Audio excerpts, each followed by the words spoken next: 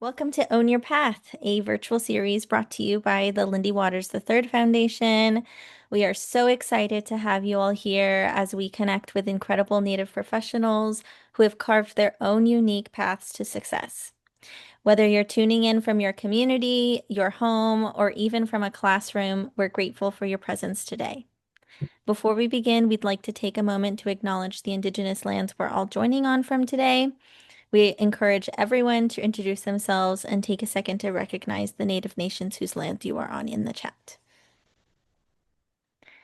The Own Your Path series is about celebrating unconventional journeys.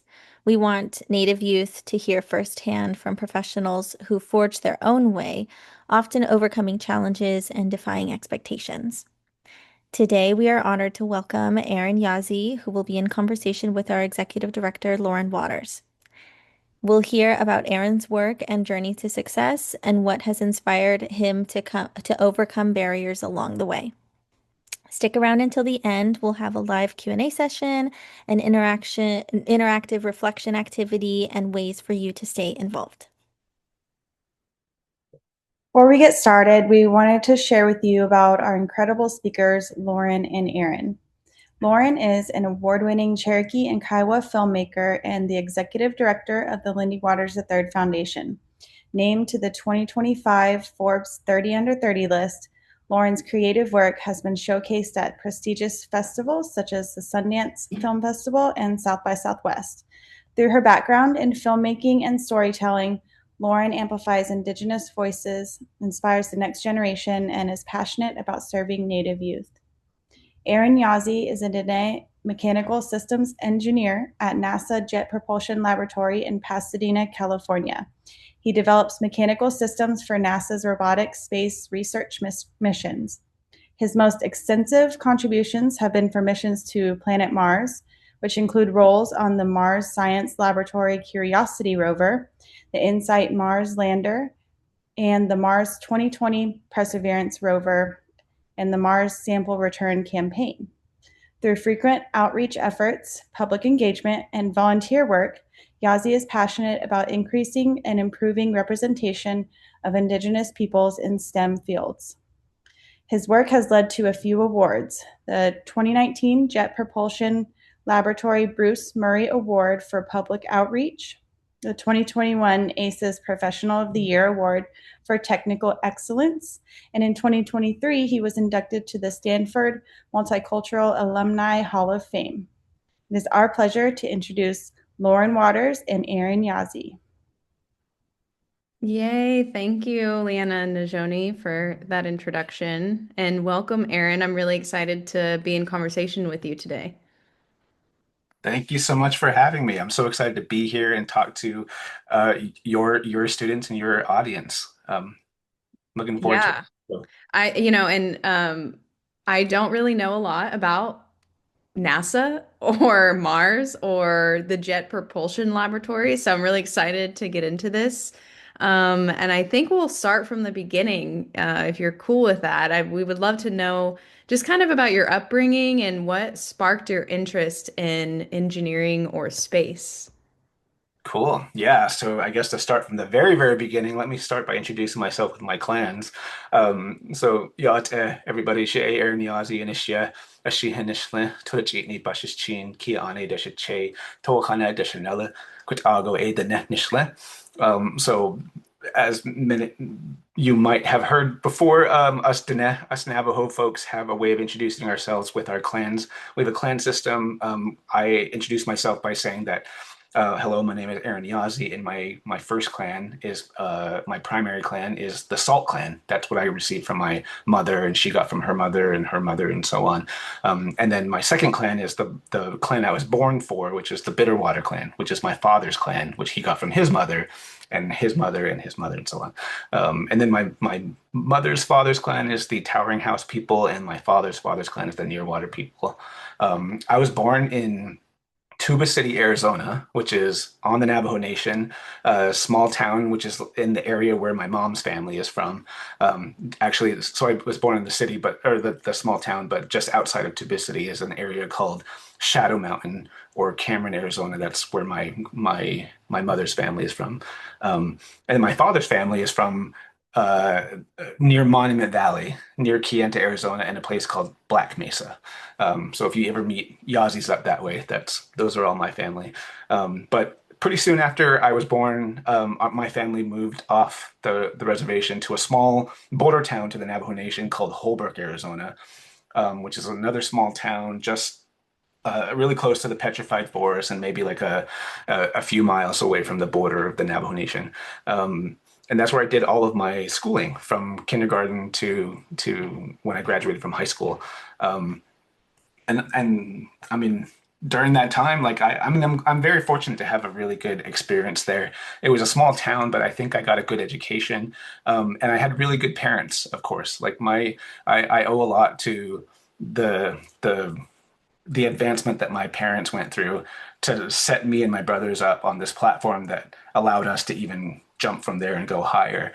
So both my parents grew up in a very traditional type of Navajo lifestyle. That's how my grandparents were.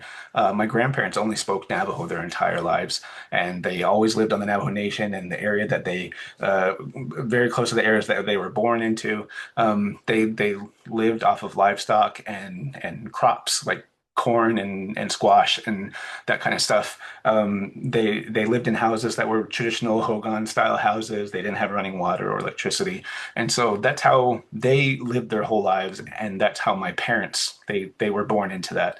My parents' first language was also Navajo, and they were the first generation to sort of be forced to go into like a Western style school and learn English as a kindergartner and like go through that education.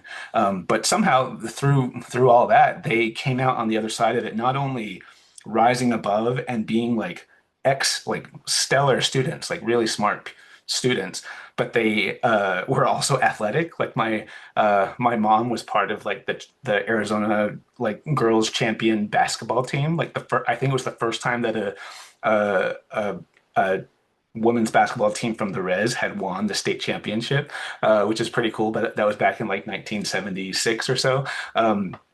And then she also played softball and volleyball. My dad went to state in wrestling and got second, and my he also was a state champion in cross country. And so I mean, they just like excelled. They just did amazing. And then they were the first in their families to go to college, and so they went. That's where they met. And my mom eventually became an educator. She became a math teacher, and then my dad started with a pre-engineering type of associate's degree, transferred to a larger university, the Northern Arizona University in Flagstaff, Arizona, and continued with his education.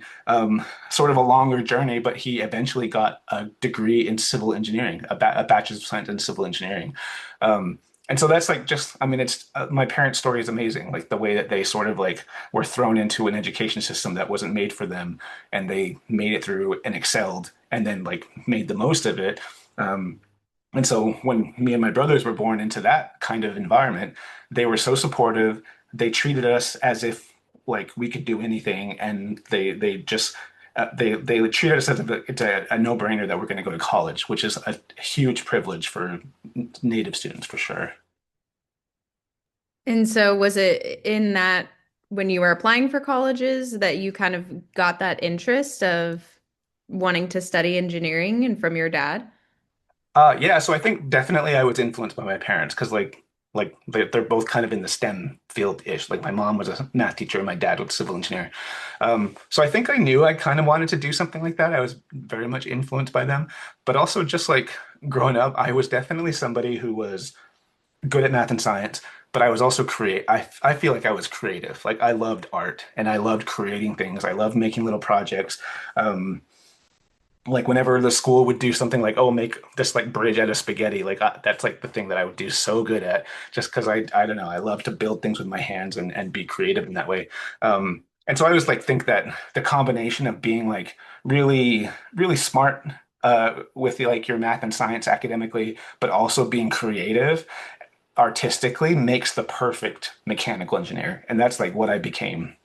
Kind of became an inventor, someone who has to do creative thinking and has to like communicate ideas through any means. And that doesn't mean like talking. Sometimes it is talking, but sometimes it's sketching in a notebook or sketching on a whiteboard. Like I have like a notebook that I have with me all the time that I sketch out ideas and write what like my notes and equations and stuff in.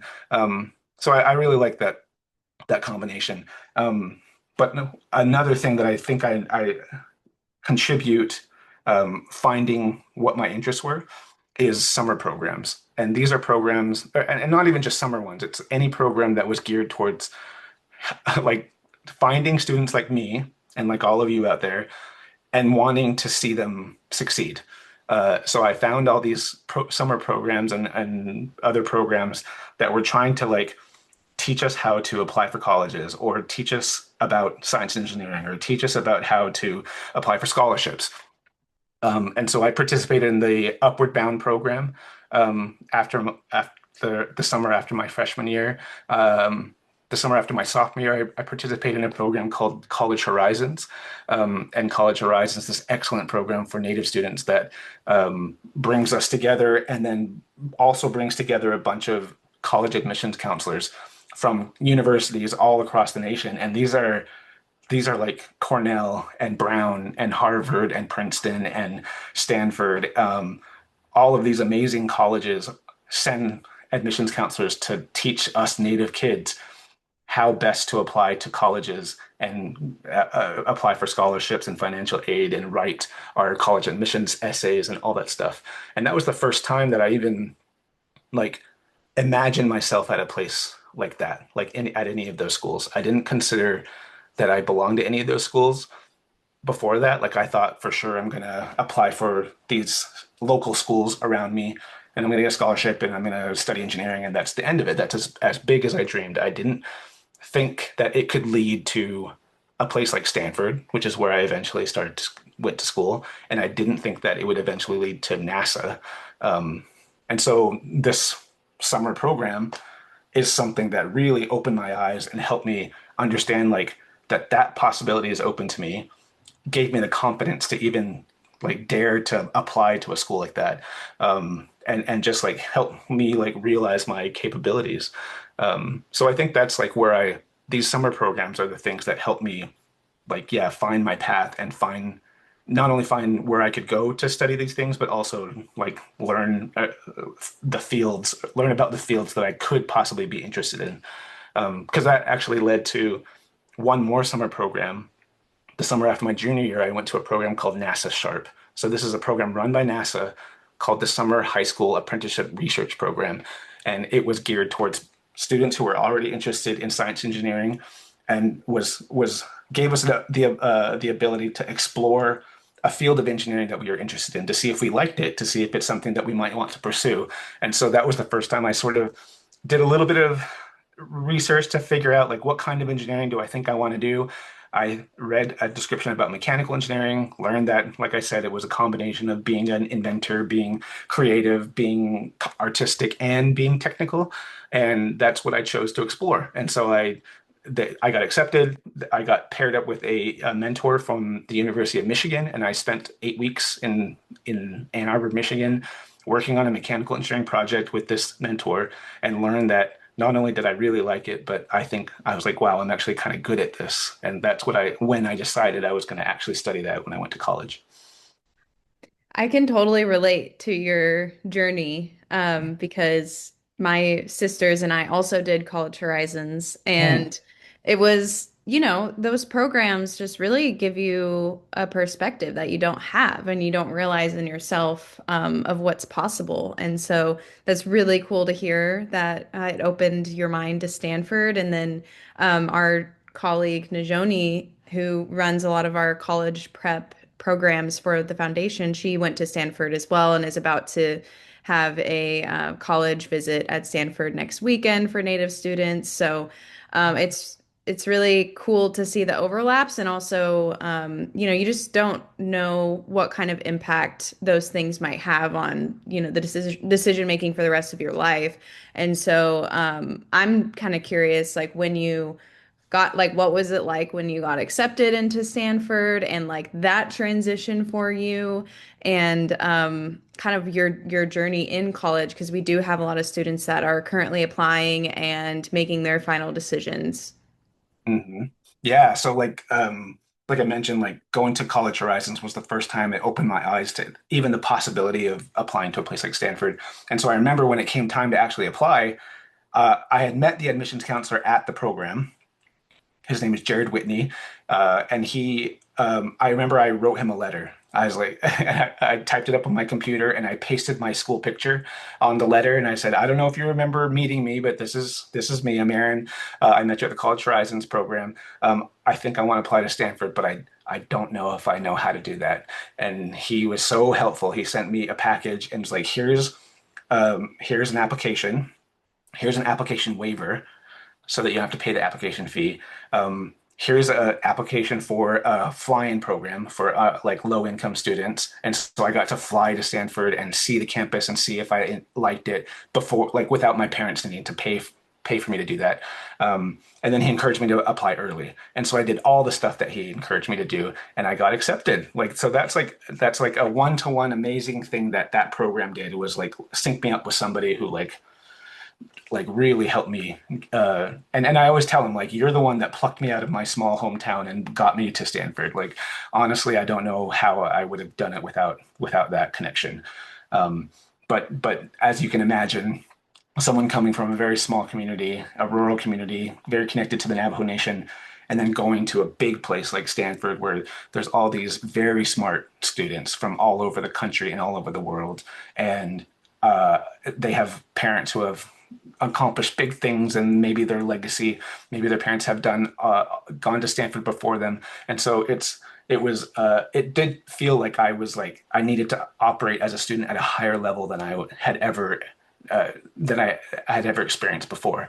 My first couple semesters and years there were a lot of work in adjusting to that fast-paced academic situation.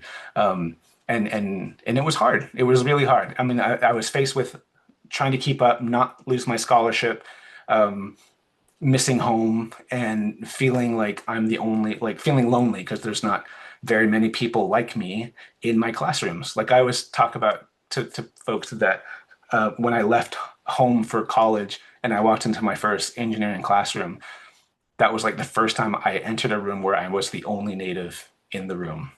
And that continues today. Like when I walk into my meetings at NASA, I'm still very much often the only native in the room.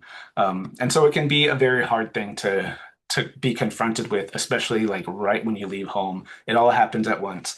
But eventually it gets better, especially if you really create a good support network. There was a group of us that were natives that entered Stanford together, and I think we all like leaned on each other and helped each other out. We all were going through a similar situation. Um, and we studied together, not only just in the Native community, but just like the entire multicultural community. Um, all of the multicultural students that were in the engineering school or in the mechanical engineering classes, we all found each other and we became a tight knit study group, and we helped each other through problem sets and studying for midterms, studying for finals. And we really helped each other get through it. And so I think like little by little, I learned how to be a better student. I learned how to study on the same level as those really smart people around me, and I adapted. It took a lot of work, and that's just kind of what happens when sometimes it's unfair that we have to do all the extra work to just like operate on the same level as our peers. But once you get there, you can totally just rise above, and like the sky's the limit.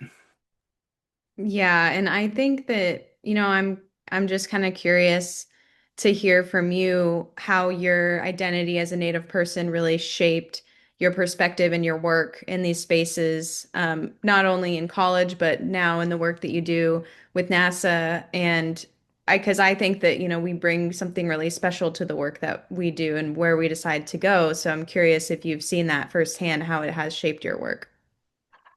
Yeah, I think like the people who participate in these programs, like I'm sure the people who are tuning in right now, are the people who are invested in their future and they are trying to make it happen for themselves. And that's like what got me here is because I didn't have people feeding me the steps that I needed to take in order to get here. And sometimes my parents didn't know, like they had never gone to a place like Stanford or gone to a place like NASA. And so I had to figure all that out for myself. But I did it myself because I wanted it for myself. Like I took the initiative and I went out there and I Googled scholarships and I Googled schools and summer programs and all that kind of stuff. And so that's one thing is like the motivation that these native students have to like they're so self-driven, they're to get through it.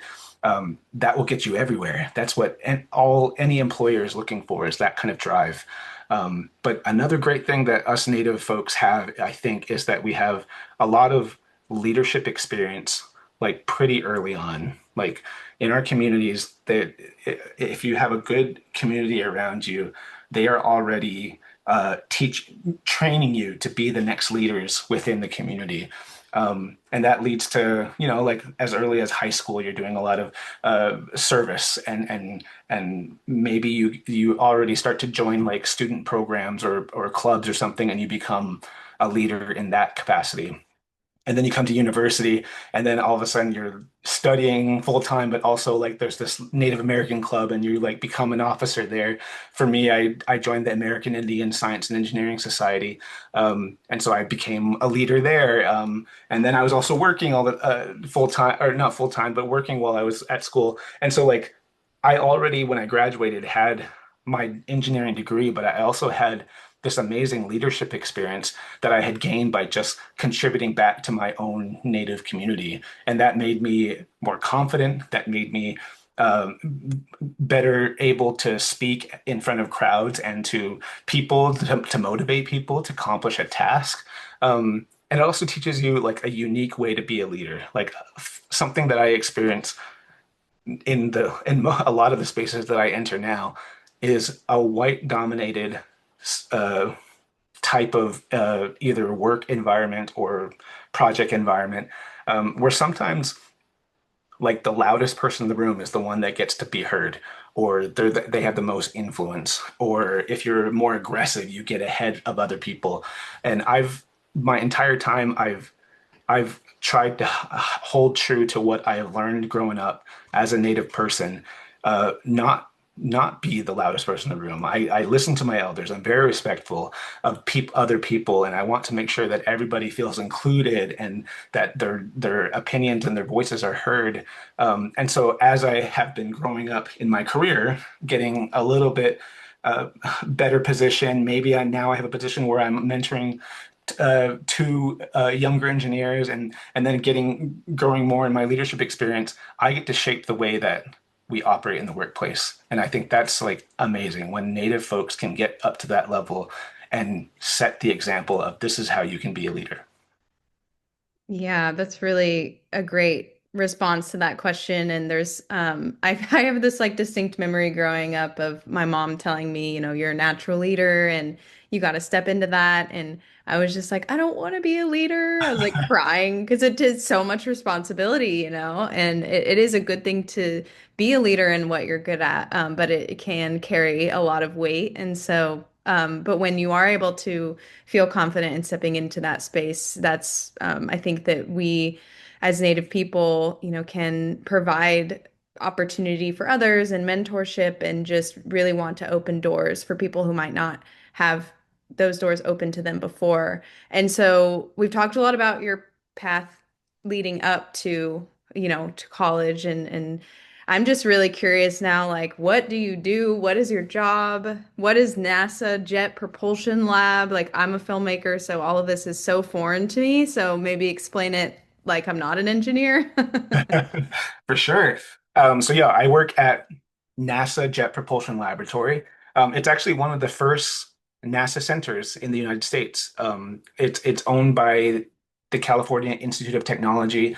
There were a group of students and professors researching propulsion. Like, how do you get a rocket into space? Because by that at that time we hadn't been able to do that, and so the school told them, if you're going to study this propulsion stuff, like it's a little dangerous. Why don't you go experiment somewhere off campus? And California Institute of Technology is located in Pasadena, California, which is where I'm calling in from right now in the Los Angeles area.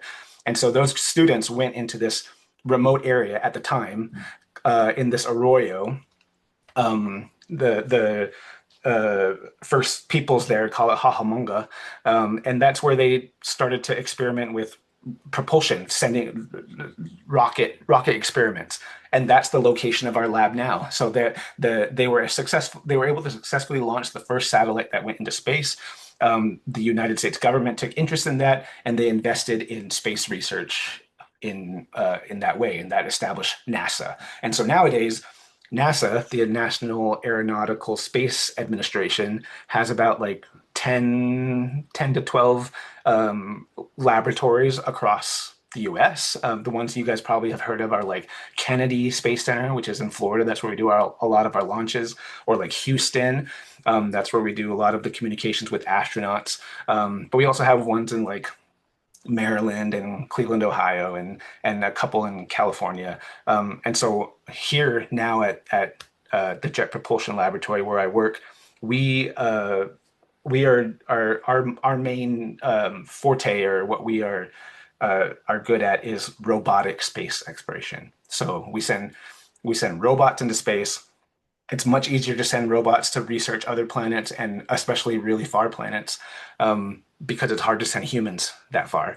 And so we're the ones that, if you've ever seen an image of Pluto or Jupiter or Saturn, those are usually probe missions that were sent by the Jet Propulsion Laboratory. And the one that we're most known for are all the Mars missions. So if you've heard of a Mars rover, like the Mars exploration rovers, the Curiosity rover, the Perseverance rover, those all came out of this laboratory.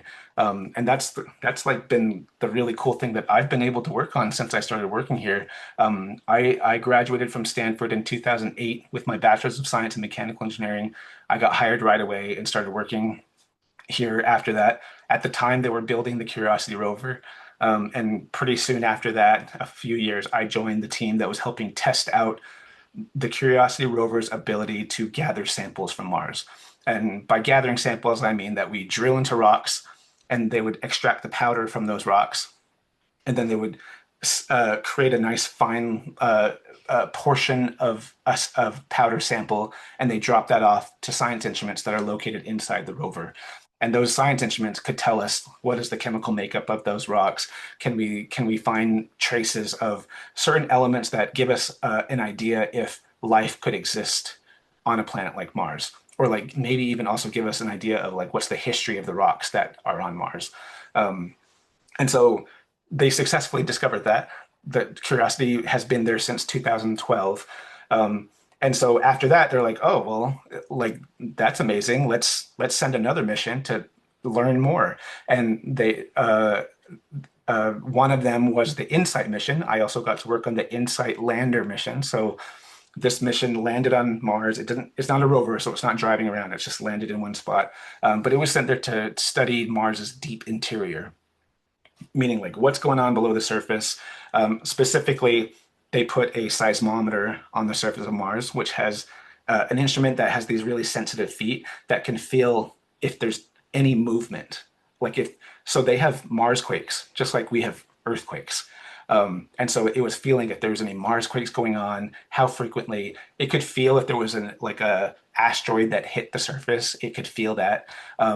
Another instrument that they send along with that is this probe that hammered itself down into the surface of Mars with a sort of a tether attached to it that had a bunch of temperature probes on it. So it was trying to measure the temperature underneath the surface of Mars, seeing how hot the core is and how much heat is escaping, and that would help them know like is it similar to Earth? Is it more developed, less developed?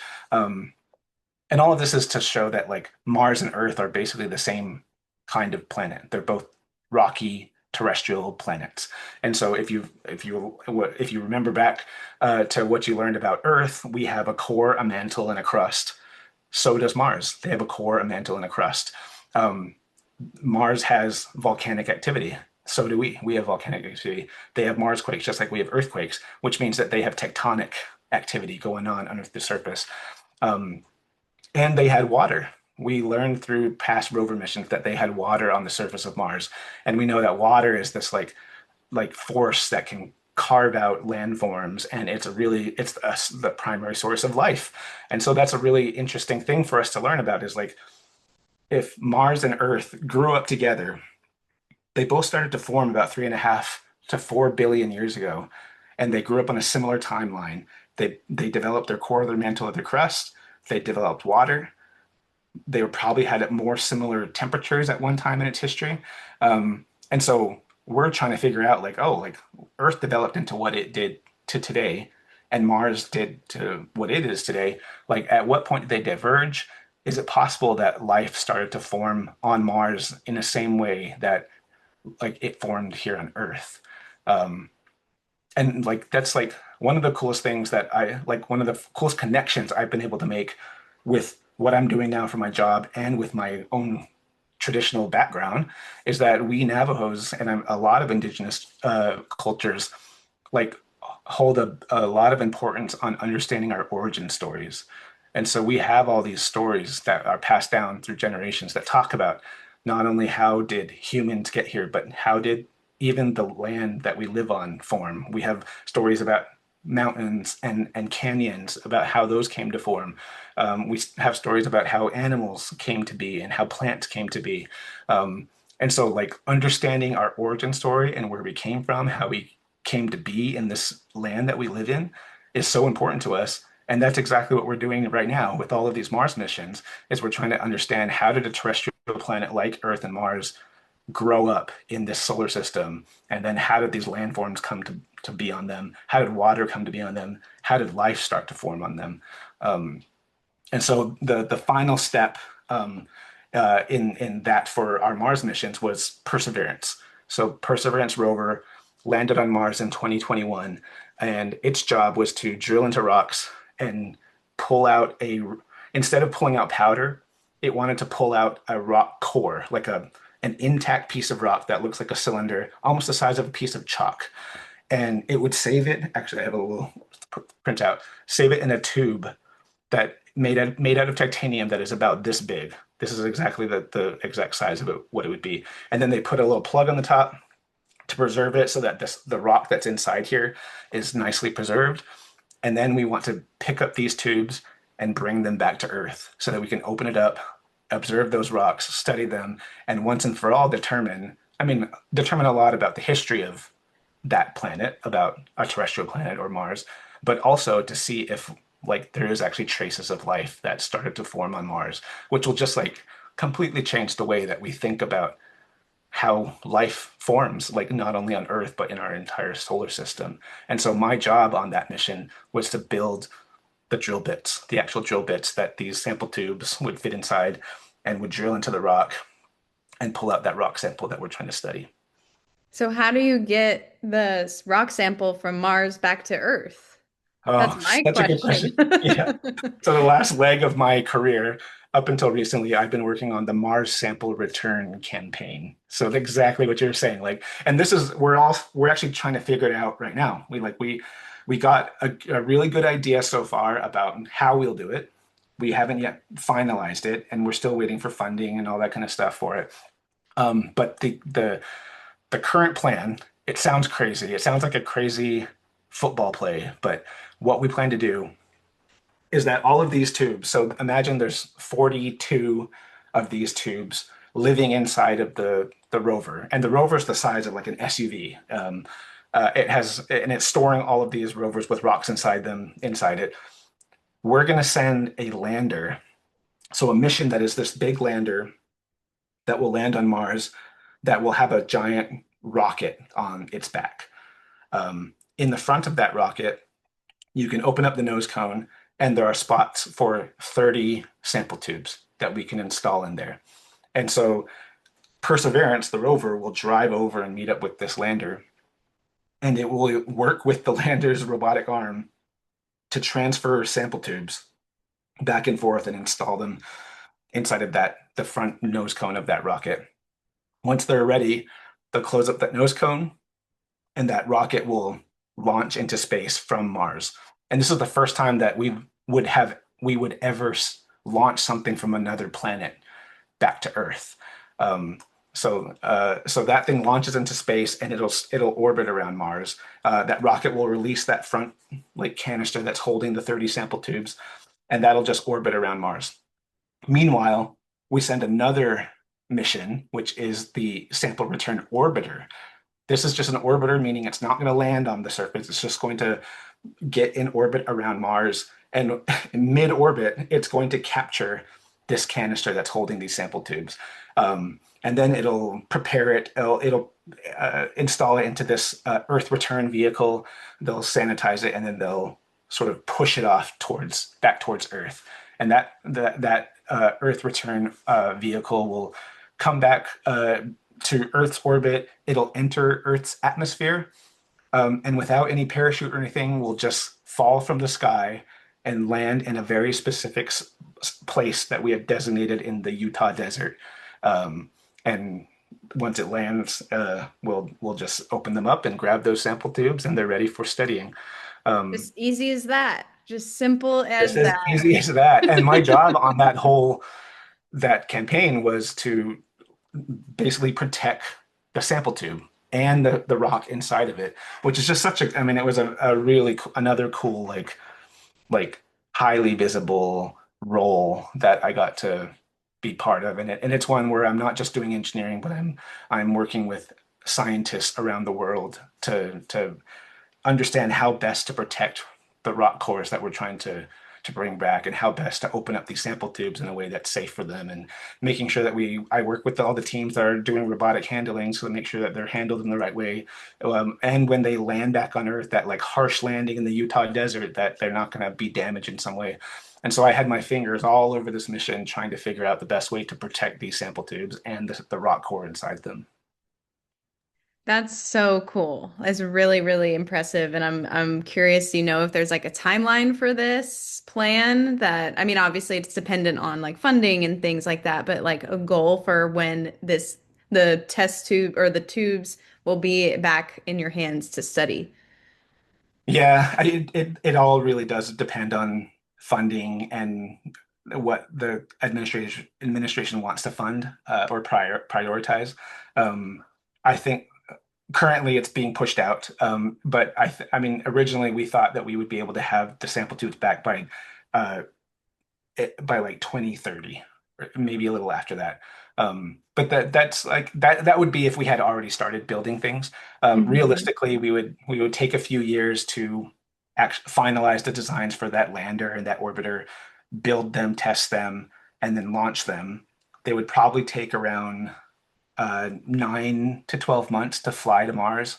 They would likely have to operate on Mars for about 2 years, just because Mars and Earth, uh, they go around the sun in this type of orbit where uh, of course, goes around the sun in 1 year.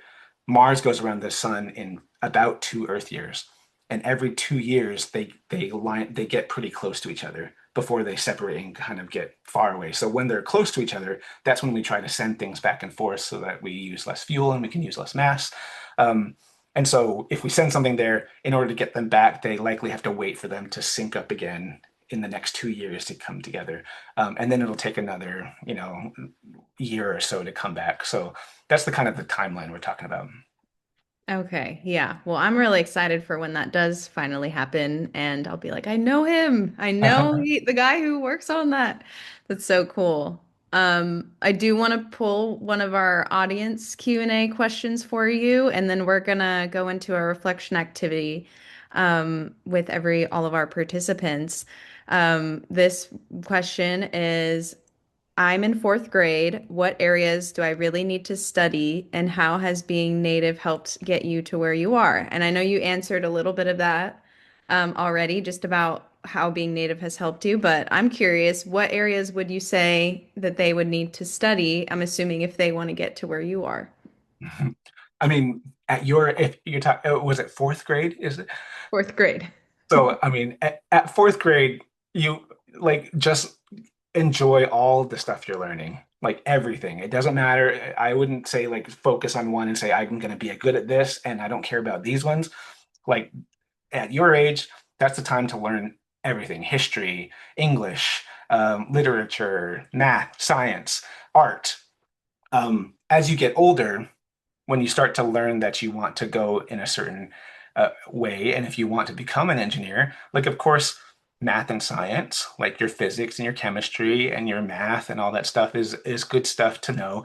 But don't forget to like I said, I loved art. Like, don't forget your creative side. Make sure that you have something where you're expressing yourself, where maybe you can learn how to communicate through visual arts or through verbal arts, meaning like maybe you can become a writer at the same time as becoming a good like engineer, or maybe you can become a good artist while you're also learning your math and science. I think it's really important to be a well-rounded student. Don't just be specific in one area. Like know a good amount in all kinds of fields, and make sure that you're also doing extracurriculars. Like get into those student clubs, do sports. They teach you about teamwork. They teach you about leadership. Those are all really important. Yeah, that's such a good point. Sports, I played volleyball. I don't know what kind of sport do they get were you a big basketball fan, Aaron? Did you play basketball and the rest?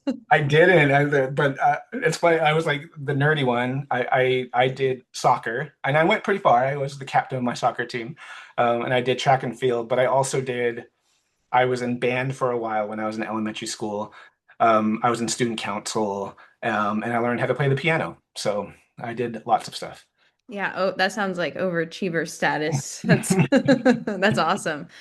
But we're gonna go ahead and do a quick reflection activity for everybody who's here.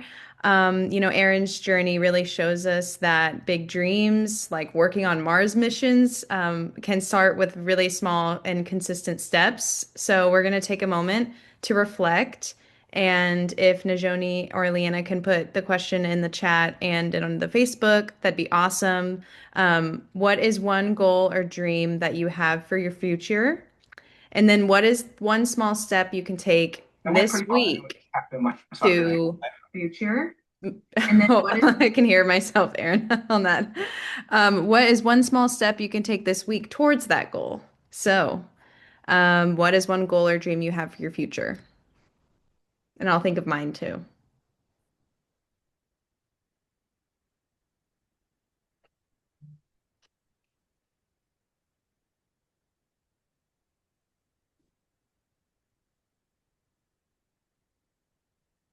My One of my big dreams and goals is to write a feature narrative script, which I think is typically about 90 pages. Um, and I have started writing, but I haven't picked it up in a really long time.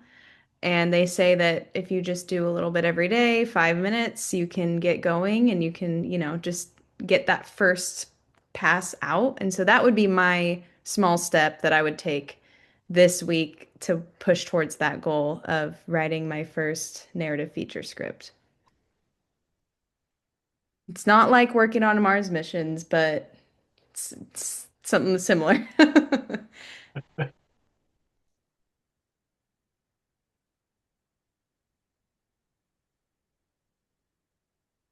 Leanna said, I want to get back into reading consistently and writing in my journal daily.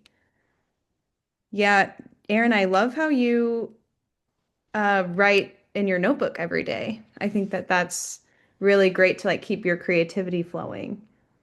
Yeah, that's something I really like to do is just have notebooks everywhere. Like, I don't know if you guys are the same, but I have like one that is my work notebook, and then I have another one that I carry around at home, and then I have another one that I carry around in my pocket every day. Like, it's just like I just need to jot things down all the time or sketch things out or write down, like I said, equations or whatever. And I love that it's like bound, like that it's good to just keep track of all your thoughts, like and so that instead of tearing it out and getting rid of it, like it's nice to have a record of all the thoughts you have. Hmm. And I was thinking my coworkers and I were talking about writing our dreams down every day. And my colleague does that, and I think that that's also really powerful because your dreams really carry a lot of meaning, and interpreting it how you would like. But I think just the act of writing is really good for us. Um, Najoni said, I want to take more time for myself in this work that is so giving to others and sometimes gets lost. Time for yourself. Regina Grass says, goal, write a children's book based on my dog. Small step, jot themes down. And I've met this dog, and its name is Chicken, and it's the cutest dog I've ever seen. So I support this, Usti. Chicken the dog. Um, Red House says, after retiring from NASA, I'd like to continue work in space with a non-government agency. So this week I'll focus on sending out more applications that I've done prior to today's inspirational talk. Some good goals being shared. Okay, we can head on to our final questions together. Let me see. If you could give advice to your younger self, what would it be? Oh, that's such a good question. Because when I think back to my younger self, like a parent, I mean, it seems, I mean, I guess he did all the right things because because I got to where I am right now. And so it's hard to think if I did anything differently, like would I end up somewhere different? Like I definitely had the the imagination and the mindset and the drive to dream to do something bigger than what I was being shown. Um, and so I leaned into it. And I guess maybe something I might tell my younger self is to allow yourself to dream bigger because, like I mentioned, up until that, I had gone to these summer programs. I didn't dream bigger than going to like my local college, which is fine. That's another fine goal to do. But I just didn't even know that other options were out there, that bigger options were out there for me. And so once they opened my eyes and they said, "Oh, if you apply to Stanford, you're the kind of student that might get accepted." That's what like really like allowed me to dream bigger. Like, what if I can get into Stanford? Like, I remember being like super nervous. Like, I didn't want anybody to know that I even applied because I didn't want them to even think like, how dare you believe that you're someone who can do that, right? Like, and so, and then the same thing with NASA. Like, I think the first time I went to that summer program that was run by NASA for high school students, that's the first time I even saw myself associated with NASA. I remember coming back to my small high school, and they would like call me the NASA kid or the NASA boy, and I was like, well, I mean, that was kind of awesome. That's the first time I really associated with that organization. ASIS, the American Indian Science Engineering Society, really helped me in my career after I joined their internship program after the summer of my freshman year, and I got a position at NASA. That was my first internship at NASA Goddard Space Flight Center. I applied again to the ACES internship program, and that through that program got placed at NASA Goddard and then NASA Glenn Research Center. And so that's another Native organization that was just like wanted to help me, wanted to see me succeed. I took advantage of it. I had that on my resume, and I think really that's what what the recruiters at NASA Jet Propulsion Laboratory saw, and that's how I eventually got my job. Um, so if you don't currently see that those big dreams, like they might feel like they're out of reach for you, but if you just take the steps and like gain like find the ways to gain that confidence, find the ways to open your eyes to things that are possible, you'll realize that like you can make it there. You can dream big and you can accomplish big. What's something that, people might think they know a lot of things about NASA, including myself. I obviously don't know very much, but what are some things that people misunderstand about you working at NASA?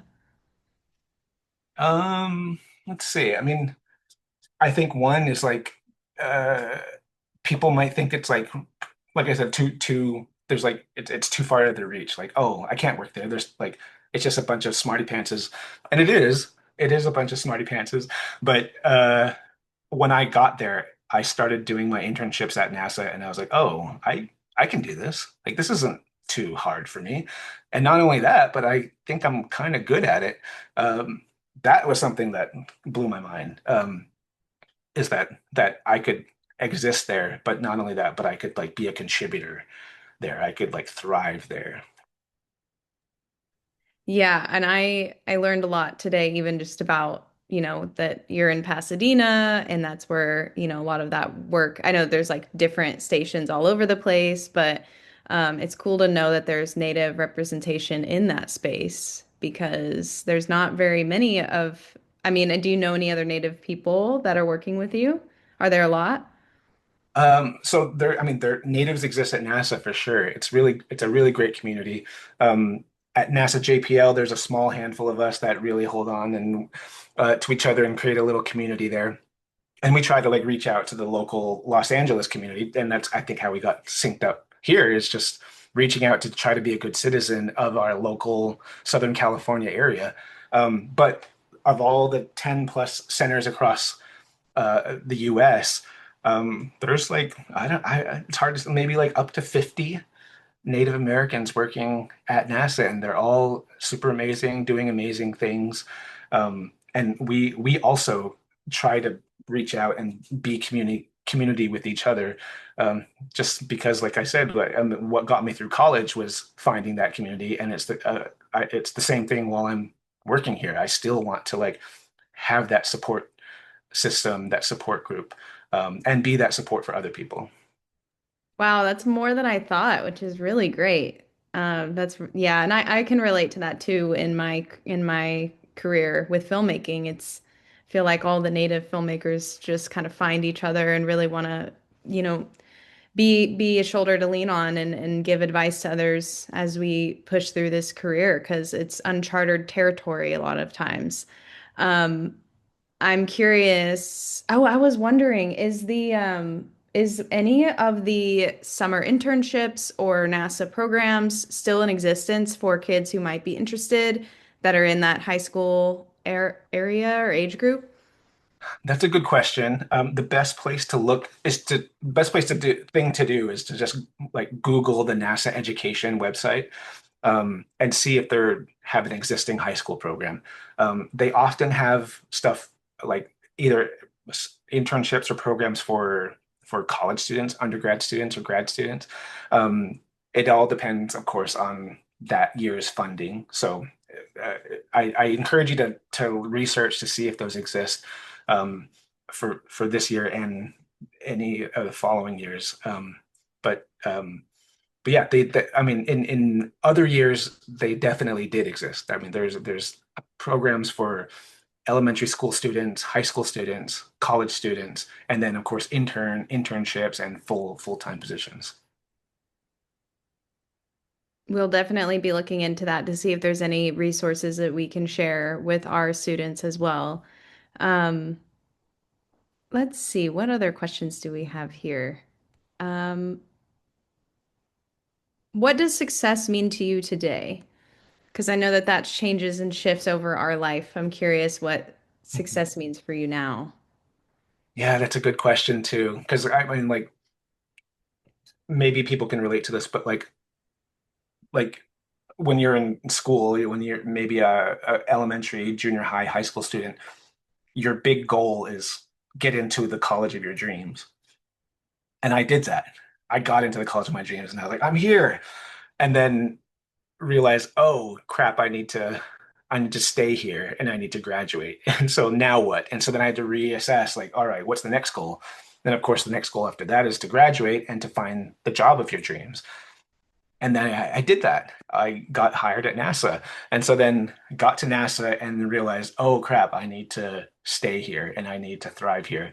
And so I had to once again, redefine what my goals were or what I think was success, right? Thankfully, I had the wherewithal to not just settle for being given little projects or being pushed aside. Like someone like me who felt like they were an imposter to NASA, like that I didn't, oh, I'm just very lucky to be here. Like I'm not as smart as all the other folks around me. Could have easily been pushed aside and done these small little projects on the side. But I knew I wanted to work my way into the big like like flagship mission, the one that is in the national news, the one that people are looking at and know about. And not only that, but I want a juicy role on that mission. And I was able to accomplish that. Um, and I mean that was just it's just amazing. And then I've been able to turn that around into a platform to be able to talk to folks like all of you and to other Native youth across the US, to show that that you can exist in this kind of place. So and so there's like a couple milestones of success that I look back on. One of them, of course, is sending my first thing to space, something that I had touched in design, going into space, and then something that actually landed on Mars. So I've sent a few things to Mars. That's amazing. It feels incredible. I've seen images of things that I've designed and built and held and assembled in my hands. Then I've seen pictures come back from Mars of them operating and doing what they're supposed to be doing on Mars, which is incredible. That's an amazing thing to feel like you've accomplished success, right? But I also look back and realize that none of this would have happened if I didn't make it through college. And college was one of the things where I truly didn't know if I was going to be able to graduate. Just all the factors of like trying to graduate in 4 years with all my financial aid, keeping up with all the students in the academic rigor. I didn't know if it was possible for me to graduate. And so like thinking back to my Stanford graduation is probably like one of my biggest accomplishments. Um, but all in all, I think like the actual question was like, what do you define as success now? I think it really is like combining my two worlds and having them be balanced. Um, Being able to be a native at NASA, but not needing or trying to conform to something that I am not. That I can be fully native at NASA, and I can be both, and I can be myself. I can be a leader in the way that I know how to be a leader, and I can bring my culture to with me to lab, um, and do amazing things like this, where I get to talk about um, my cultural background and what I'm doing now, and how they are combined, and how you can be both at the same time, and how that feels just so healthy. Like I do feel that if I can combine those two things, then that is success for me. That's the perfect way to wrap up this conversation. And I think that it really speaks a lot to me, and I'm sure other people who are listening, because I think that's how we hope to show up in the spaces that we're in, is fully ourselves without having to hide anything, without being misunderstood, and being able to take up that space, but in a respectful way, and being like, this is who I am. And I'm bringing that unique knowledge of my people and my culture to the table in the work that, I'm doing. And so thank you for sharing that. And I love how you outlined, different parts in your life and your career and the things that you've accomplished, and seeing something on Mars that you've held in your hands is crazy. That is so cool. And I I'm just glad we got to spend time chatting today, and really thank you for your time. And for anyone who is watching and maybe missed some of the conversation, we'll be uploading it to our YouTube, so you can rewind it as many times as you want and learn from Aaron and about his work and about Mars. You can also follow us on our social media. And Aaron, thank you so much. Is there anything you want to say, like parting words, before we log off today? I guess one, thank you, like this foundation and this program for inviting me. And like I kept saying throughout this entire conversation, like I benefited from programs exactly like this that are trying to help Native peoples, Native students and all they want to see is you succeed. And so all you have to do is lean into it, participate, allow them to help you. So I hope that's what we've done today is to just help you. So thank you so much for inviting me. Yeah, thank you for sharing all of that incredible insight and advice. And I feel really inspired and ready to take on my next big goal. So, yeah, thank you again. And thanks everyone for tuning in.